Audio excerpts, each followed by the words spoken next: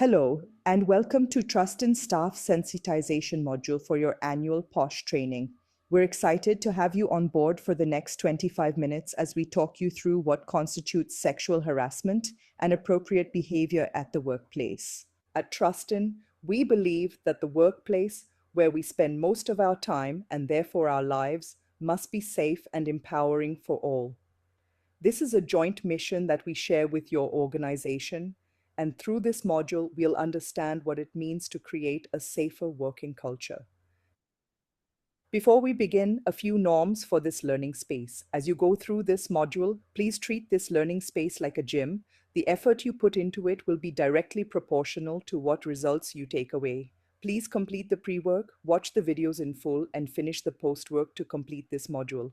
It will help to have a notebook and pen with you so you're able to take notes, answer the reflection questions, and review them once you're done. One more thing, and this is important. As you go through this module, you'll encounter real-life case studies and videos, and you might find yourself getting uncomfortable or anxious. Some of this content may bring up difficult feelings for you. We want to assure you that this is normal and natural, and it can happen to any one of us. At any point, if you find yourself getting triggered, please stop. Take a few deep breaths, drink some water, ground yourself, and come back to the module when you feel more equipped. This module will still be here, and so will we. So, what will we cover today? We have 3 learning objectives. First, we will review what constitutes sexual harassment and the key processes of the POSH law through a quick quiz. If you haven't already finished your pre-work quiz, please go back and complete it. Second, we will understand and apply the principles of intersectionality, unconscious bias, and consent to cases of sexual harassment and understand our role as allies. And third, we will review the key features of the POSH law and the organization's duty of care.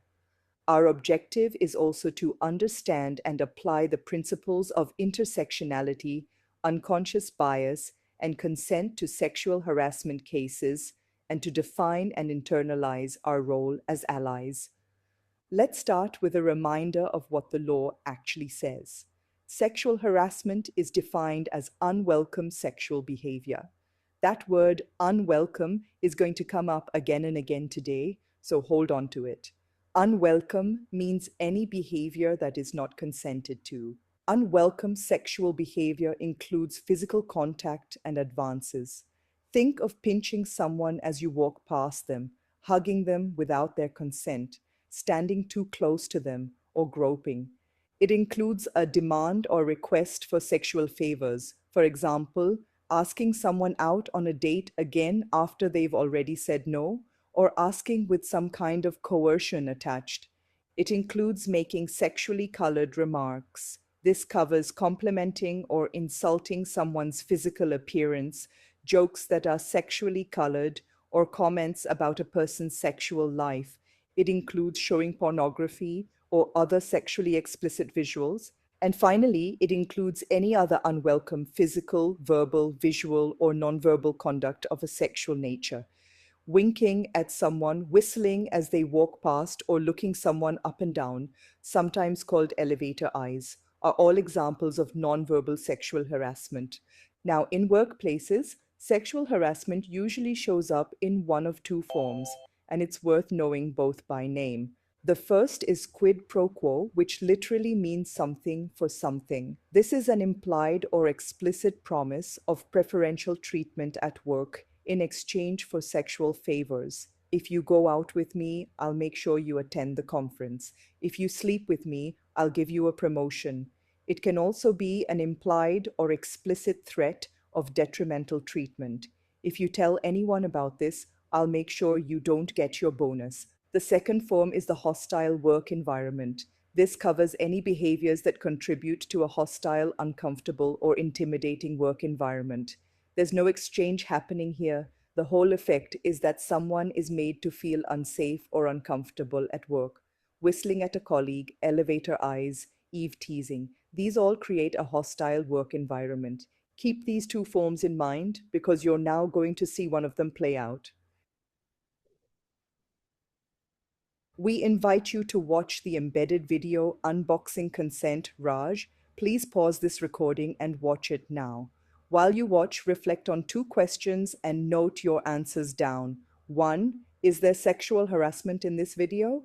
And two, what are the key behaviors Raj describes that constitute sexual harassment? Pause now and come back once you've watched it. Welcome back. So, what did you note down? We can see that many of Raj's behaviors are sexually harassing in nature. He goes through her social media to figure out her timings. He matches his breaks to hers. These behaviors constitute stalking. He asks friends to set them up. He refuses to take her lack of consent seriously and keeps trying. He calls her the closed type. Taken together, this has become a deeply hostile work environment for her, so much so that she leaves.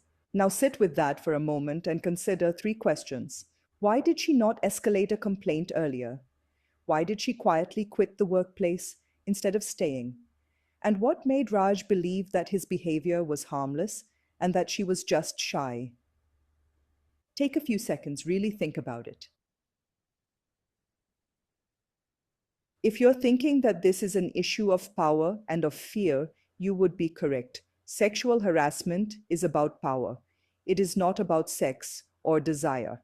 And in this story, there are some very clear power differentials at play between Raj and this woman. He is senior to her in the workplace. He is an older employee, and he enjoys strong friendships with the boss and with colleagues. She is new, junior, and alone. The writer Audre Lorde once said that there is no such thing as a single issue struggle because we don't lead single issue lives. What happened to this woman wasn't caused by one thing, it was caused by several forces working together. We're going to understand this through four key issues: socialization, consent, biases, and impact over intent. Let's take them one at a time. The first issue is socialization. Socialization refers to the values we inherit from our family and community when we're born, values that are then reinforced by different institutions throughout our lives. For example, a girl is handed a kitchen set to play with, while a boy is told not to cry. When they reach school, girls are encouraged towards the humanities, and boys are steered away from what are seen as softer career paths. None of us chose these messages. We absorbed them. We can see both Raj's and the woman's socialization coming out in the video. She believes she may be creating trouble, so she prefers not to escalate the issue when the behaviors first begin. He believes there's a yes hidden somewhere inside her, no. And so the behaviors continue to escalate until things become so difficult for her that she is forced to quit her job. The second issue is consent. Please pause this recording and watch the short video below, Tea and Consent. It's about 3 minutes long and it explains this concept better than almost anything else we've found. Pause now and come back when you're done. Welcome back. So here's the link to the law. When the law says any unwelcome sexual behavior constitutes sexual harassment, unwelcome means any sexual behavior that has not been consented to. And in Raj's case, there was very clearly an absence of an enthusiastic yes. Notice something else too. Even when she agrees to go out with him once, she has consented to that and only that. She has not consented to anything more. But in Raj's mind, that single yes becomes a standing expectation. Consent doesn't work that way. It is specific, it is ongoing, and it can be withdrawn at any time. The third issue is bias. As human beings, we rely on mental shortcuts. It's how our brains manage a complicated world. But these shortcuts can attach themselves to somebody's identity, to who is in our in group and who is in our out group. Raj's exposure to films and media has clearly shaped his thinking. He has internalized the idea that asking a woman out requires persistence and that women withhold consent because they're shy, even when they're actually interested. His bias also comes out more consciously when he says she must be a closed type of person. Here's what matters about biases. They may be conscious and deliberate, or they may be unconscious and completely unknown to us. Either way, they can have a very real, very negative impact on other people. The work is to become more aware of our own biases so that as far as possible we can act from a place that isn't governed by them. The fourth issue is impact over intent. This is a principle enshrined in the POSH law itself. Look at Raj's case. He would probably tell you he never intended to harm anyone. He thought he was pursuing someone he liked, but his intent did not matter. The impact he had was that a woman felt so unsafe, she quit her job. The law is very clear on this. In cases of sexual harassment, it is the impact on the receiver and not the intent of the initiator that really matters. We can also see how this harassment extended both online and into informal spaces outside of work, which are considered by the law to be extended workplaces, as Raj and his colleague are interacting within these digital and physical spaces. So those are our four issues: socialization, consent, bias, and impact over intent. Now let's put them to work. Here is a case study. As I read it, reflect and note down two things. Is this a case of sexual harassment? And which of our four issues are present here? Reshma is a new employee. During a meeting, her colleague Jaya tells Reshma to stop wearing sleeveless because she's too good looking and can become a distraction. Reshma feels uncomfortable but ignores it. During the long weekend, Reshma is at a colleague's house party when Jaya walks in. Jaya is clearly drunk and tries to kiss Reshma as she exits the bathroom. Later, Jaya sends her an apology on WhatsApp, says she didn't mean to do it, and asks her not to involve anyone else in this. Pause for a moment and write down your answers before I share ours. Ready? This is definitely a case of sexual harassment and a hostile work environment. Telling Reshma to stop wearing sleeveless because she's too good looking is a sexually colored remark about her appearance. Trying to kiss her is an unwelcome physical advance. And notice, both of the people involved here are women. Sexual harassment is defined by the behavior, not by the genders involved. Now map the four issues onto it. Reshma's socialization possibly prevents her from expressing her discomfort in that first meeting, so she stays silent. Jaya's bias is on full display, the idea that a woman's clothing makes her a distraction. Consent is absent throughout. At no point has Reshma consented to any of this. And when Jaya says she didn't mean to do it, remember our fourth principle. It is the impact on Reshma that matters, not Jaya's intent. The apology over WhatsApp with a request to keep it quiet does not undo the harm. Which brings us to the last idea in this section, allyship. As individuals in an organization, it's important for us to understand these issues and apply them to our everyday lives so that our policies and our commitments to one another don't just remain on paper but translate into everyday culture. That is what allyship really is. It's not about performing. It's not about platitudes on LinkedIn. It's not just about taking specific positions, although positions do matter. Allyship is the ongoing effort to take actions, adopt behaviors, and build practices that support, amplify, and advocate, especially for people who don't belong to majority groups. So, what does that look like in practice? Here are some ideas for spaces and practices your organization can build. You could invite local lean-in groups to facilitate sessions on socialization and imposter syndrome. You could run monthly mental health workshops with experts. You could hold open forums where people speak freely. You could create anonymous feedback processes on organizational culture. And you could set up confidential coffee chats, one-on-one spaces where challenges can surface early before they grow. If even one of these takes root in your team, this module will have done its job. And with that, we come to our final objective, which is to review the provisions of the POSH Act and its key features. This is the practical section. If something ever happens to you or to a colleague, this is the part you'll want to remember. First, filing a complaint. Complaints of sexual harassment should reach the Internal Committee, also called the IC, within 3 months of the incident, and in certain circumstances up to 6 months, with documented reasons for the delay. The complaint should contain the details: who, what, when, Where?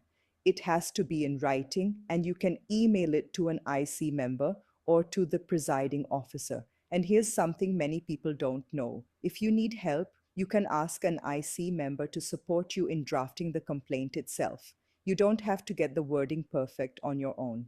Some organizations also have gender-neutral POSH policies, where a person of any gender can file a complaint with the IC. Second, what if the IC can't take up your case? If the IC is unable to investigate for jurisdiction reasons, there are other avenues they may direct you to: the local committee in your district, the police, or the respondent's own IC if the person you're complaining about works at a different organization. And in cases involving minors, other laws apply, specifically POCSO and the Juvenile Justice Act. Third, how is a complaint handled? There are two ways. The first is conciliation. This is an informal settlement between both parties. For example, a complainant may not want a full investigation.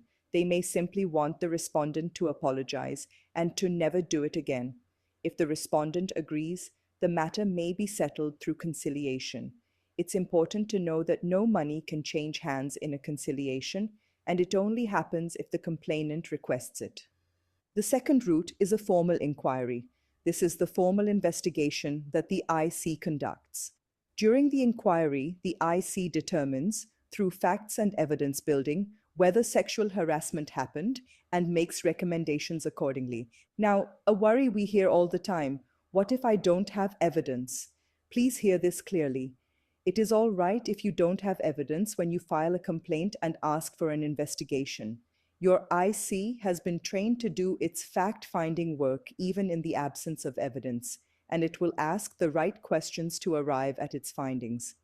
The inquiry process takes 3 months, that is 90 days, and based on the IC's findings, a range of actions can be taken against a respondent who is found guilty: a written apology, a warning, censure, or reprimand, suspension, community or social work, counseling sessions, withholding of promotions or increments, and at the most serious end, termination from services.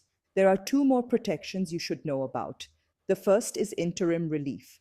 During the inquiry, complainants have a right to interim relief, which can include paid leave, a transfer, or a change in reporting structure if your manager is the respondent. You do not have to keep working under someone while the IC investigates them. The second is recusal.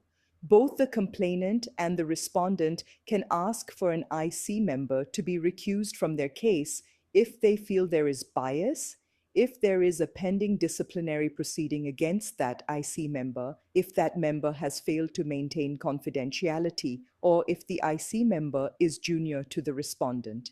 The process is designed to be fair to everyone in it. Finally, remember why all of this exists. The intent behind every POSH policy is to enable a safe, inclusive, and enabling work environment for all employees. At any point, if you have questions or concerns, you can reach out to your IC members for support. You can also access TrustBot. TrustBot is a 24/7 confidential SOS chatbot on Telegram built to support survivors of sexual harassment and domestic violence, developed by TrustIn and Sahas. We've covered a lot in the last 25 minutes. You've reviewed what sexual harassment is and its 2 forms, quid pro quo and the hostile work environment. You've seen how socialization, consent, bias, and impact over intent shape real-life cases. You've explored what genuine allyship asks of us, and you now know the machinery of the POSH law: how to complain, how the inquiry works, and the protections you're entitled to along the way. One last step. To complete this module, please finish the post-work quiz below. It takes about 5 minutes, and it's how we mark your completion. Thank you for your time, your attention, and your honesty with yourself today. A safe workplace isn't created by a policy document or by a training video. It's created by what each of us chooses to do